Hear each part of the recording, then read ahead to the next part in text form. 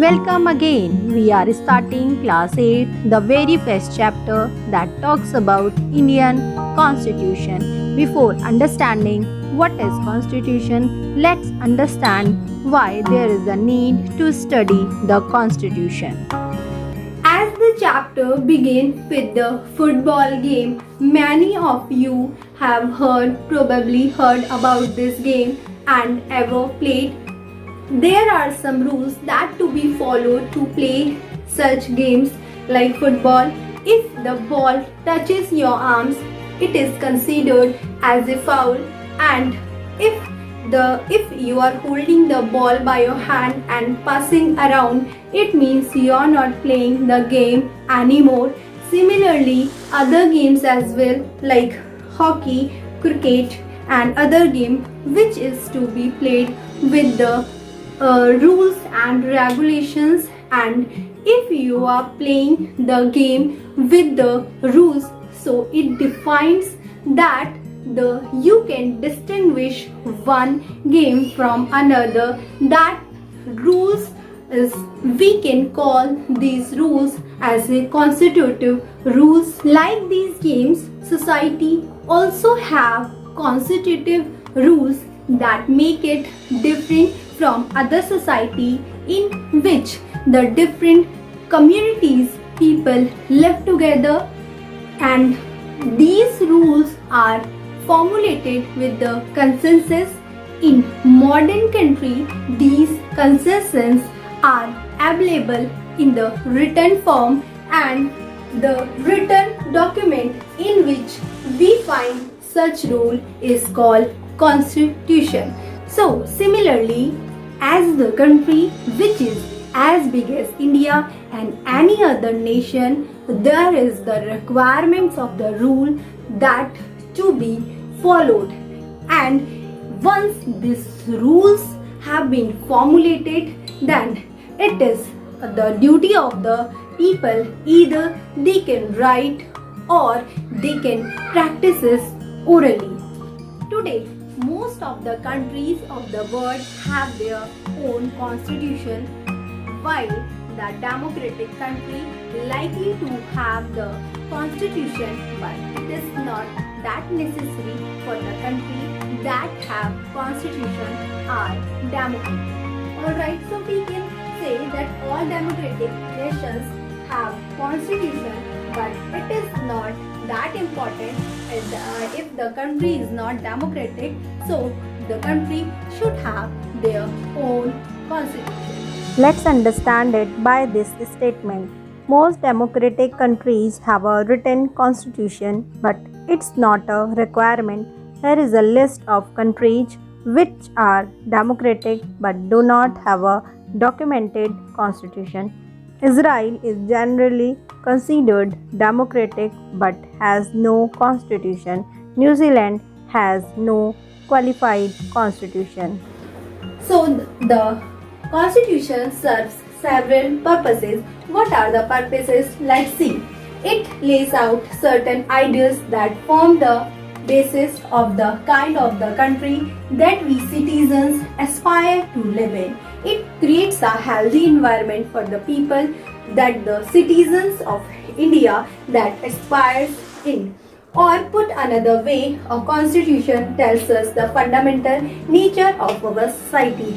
So we can say that the country made up of the different communities of the people, they may have their different belief, but they may not be agree in all the issues of the country.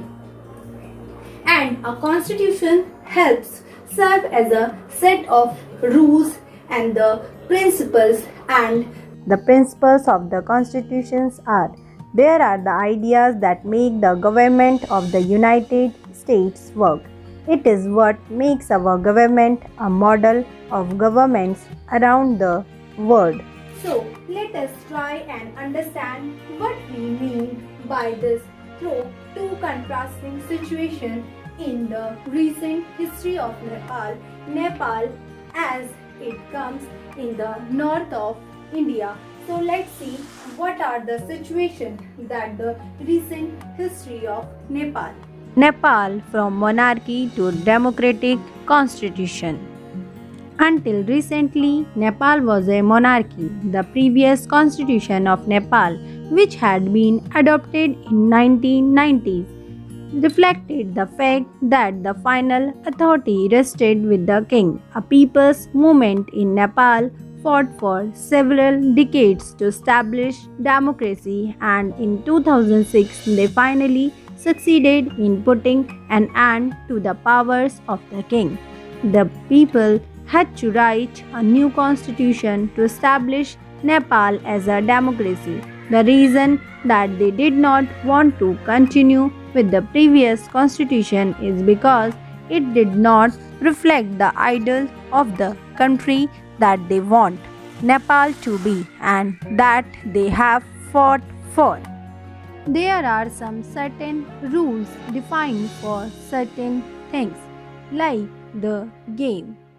So we can say, as in the game of the football, the constitutive rule change, it changed the game altogether. It happens with the Nepal as well. Similarly, the Nepal moving from monarchy to democracy, they need to change the constitutive rule to serve a new society, and this is because it took several years to adopt this democracy, and in 2015 they had adopted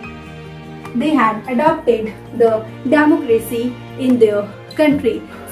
Why we are saying so that in democracy we are supposed to have the constitution? It is because in democracy we choose a leader, that so that the leader can exercise the duty carefully on behalf of us, and it may be possible that the leader might misuse the power and authority that is given by the people. So let's understand with the example of a class that how the monitor misuses its power. Suresh, who has been appointed as a monitor, complains of an innocent boy, and the teacher, only because of the monitor complaint, she punishes the boy. Similarly, it happens when the misuses of the authority can result in gross injustice. In democratic society, the constitution often lays down rules that guard against this misuse of authority by our political leaders. So, here is the second one, why we need a constitution in our country, that the important function that the constitution plays in a democracy is to ensure that a dominant groups does not use its power against others less powerful people or the groups. And it is happening, the picture, the story, it is given below, that the majority of the students are going to be dominant to the minority of the girls, and the teacher is biased in this situation. Such unhealthy situation where majority of boys are using their power against minorities of girls can occur in democratic societies too, where a majority can continuously enforce decisions that include minorities and go against their interests. So let's start our new topic, that is the key features of our Indian Constitution. Let's understand this statement first, that Indian national movement and the imagination of free India. Okay, by the beginning of the 20th century, the Indian national movement has been done by the great leaders and to free the India from the British rule, and they devoted a great time to plan and to imagine the India that is free from British, and they thought about the democracy, that under the British rule the Indian, they were forced to obey the rules that is regulated by the Britishers, where they thought about the democracy, that where all should be treated equally. And it is because we suffered a lot under authoritarian rule of colonial government, and they needs this democracy because to have a great participation in decision making, because under the British rule there were no participation of the Indian people. The Indian National Movement. The Indian Independence Movement was a series of historical events with the ultimate aim of ending the British rule in India. The movement spanned from 1857 to 1947. The first nationalistic revolutionary movement from India independence emerged from Bengal. Then, but how did we achieve this? But how we achieve the independence from the Britishers? This was not done by one person, but by a group of around 300 people. It is not done by a one person, but there is a help of the 300 people, and then the constituted these people, they joined the constitutive assembly, and it took 3 years to write the Indian constitution. These are the members of India's first Constituent Assembly. That's all for this video, and rest of these key features we will understand in our next video. Till then, stay smart, stay safe, stay open.